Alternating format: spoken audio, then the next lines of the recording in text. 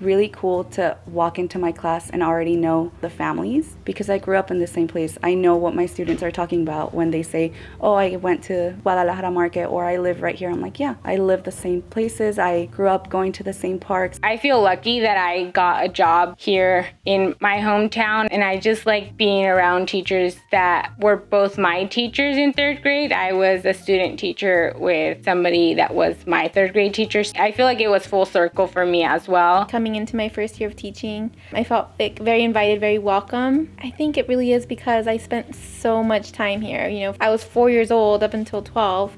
It was amazing. It still is. It's amazing, and being able to share that with my students was they're like shocked and surprised that I came back and that, you know, where they're going is where I grew up. Santa Barbara is such a beautiful community, also very relational. We're all connected, and having staff that are from, you know, Santa Barbara and know the community it's so important because then they understand, they can empathize with, you know, a lot of our families. I use my experience to inspire my students by trying to relate to them. Even through learning, I use that. Like, I go to the recycling center and they're like, oh, me too. I eat the same snacks as you. Like, just trying to build me personally into the curriculum and let them know that I am more than their teacher. Like, there's stuff that we have in common. I think I'm in a very privileged place in that my students can relate to me and they can see themselves in me. So just small comments that you wouldn't think twice about of like, oh yeah, my mom works cleaning houses. You see their faces light up because they have parents who work in housekeeping, who work in the service industry. They can speak to me about that they don't have to be ashamed, that I know the foods that they eat, the holidays they celebrate,